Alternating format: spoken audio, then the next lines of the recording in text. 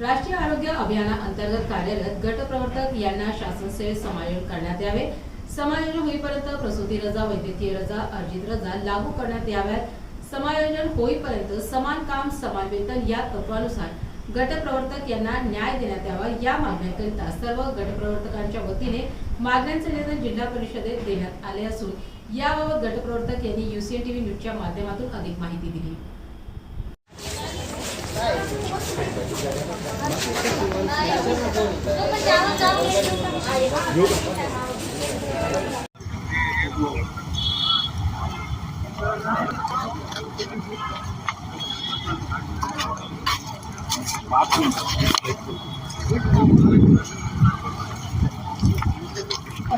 आपण उभे आहोत जिल्हा परिषद मध्ये।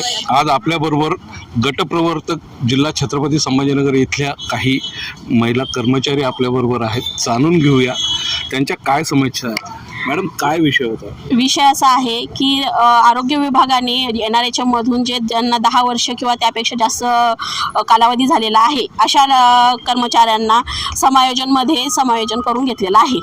तर त्यामध्ये त्यांनी सर्व केडर घेतले आहेत, जसे की MO आहे, BCM आहेत, त्याच्यानंतर TCM आहेत, त्यांना सर्वांना घेतलं। पण त्या शासनाने एक जे आहे गटप्रवर्तक केडर हे एक सोडून दिलेलं आहे आणि आम्हीही त्याच्यामध्ये 16 वर्ष झालेले आहेत काम करतोय। आमची अशी मागणी आहे की सर्व महाराष्ट्रातल्या गटप्रवर्तकांची की आम्हालाही त्यांनी 16 वर्ष म्हणजे ज्यांचे 10 वर्ष पूर्ण झालेले जसं त्यांनी समायोजन केलं तसं त्यांनी आमचंही समायोजन करावं। ही फक्त आरोग्य विभागाला आमची कळकळीची विनंती आहे, कारण की जे काम गटप्रवर्तक करत आहेत ते सुपरवायझर करतात। सर्व जसं ते बाकीचे आरोग्य कर्मचारी करतात त्यापेक्षा तरी आम्ही सर्वच कामं त्यांना करू लागत आहे।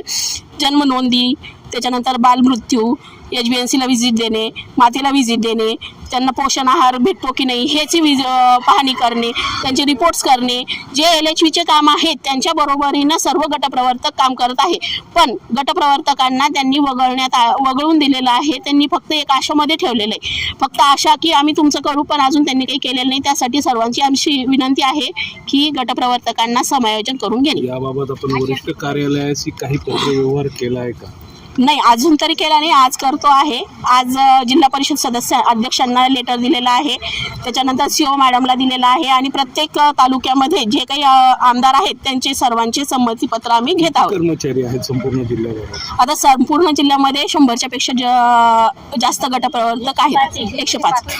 आपल्याला CO असतील किंवा जिल्हा परिषद अध्यक्ष असतील यापैकी कोणी भेटलंय का? काही चर्चा? अजून काही कोणी भेटलेलं नाही। आम्ही CO मॅडमकडे गेलो होतो पण ते आज सुट्टीवर आहे असं आम्हाला माहीत पडलं। आता जिल्हा परिषद अध्यक्षांनी आम्हाला बोलवलंय, आता आम्ही त्यांच्याकडे जाणार आहे। धन्यवाद। आपलं नाव? नीता राऊत।